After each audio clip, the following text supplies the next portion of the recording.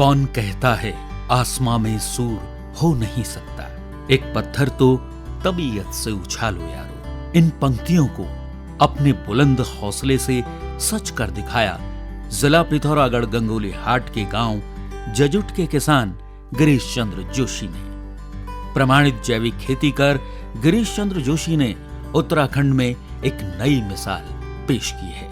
आज मैं पूरा अपना फोकस इसी खेतीबाड़ी के तरीके से करता हूं और पूरे जो अपना पूरा साल भर की जो कमाई है वो खेती पर ही निर्भर करती है। गिरीश चंद्र जोशी ने वर्ष 2002 से कृषि विभाग की आत्मा परियोजना के तहत विधिवत प्रशिक्षण लेकर फल, सब्जी, औषधीय खेती और आधुनिक खेती कर क्षेत्र के किसानों को खेती का प्रशिक्षण और लाभ पहुंचा रहे हैं। गांव में जो नौकरी पेशा नहीं थे और गरीब थे, बीपीएल परिवारों के थे, वही लोग आज गांव में रह रहे हैं। तो मैंने यहाँ पर 2002 के बाद व्यावसायिक रूप में खेती का शुरुआत की।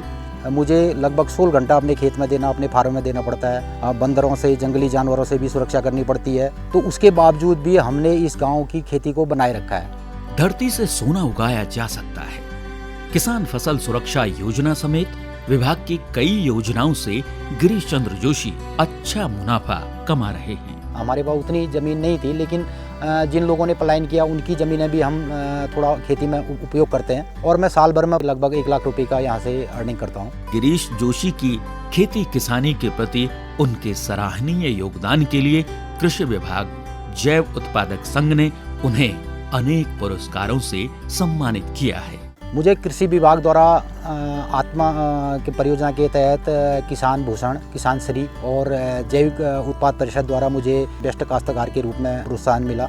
गिरीश जोशी का कहना है कि बदलते जलवायु परिवर्तन और पलायन ने पहाड़ की खेती को एक चुनौती बनाया है।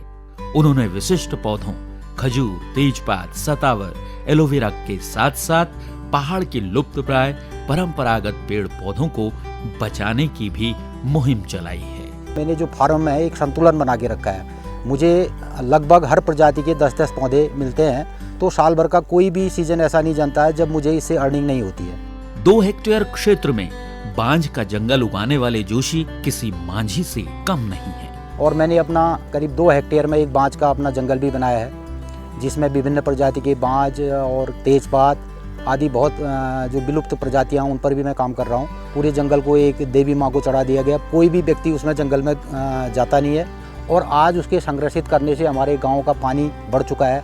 अपने मजबूत इरादों से मिट्टी को सोना बनाने वाले गिरीश चंद्र जोशी की ये सफलता की कहानी प्रदेश के असंख्य किसानों के लिए प्रेरणादायी साबित हो रही है।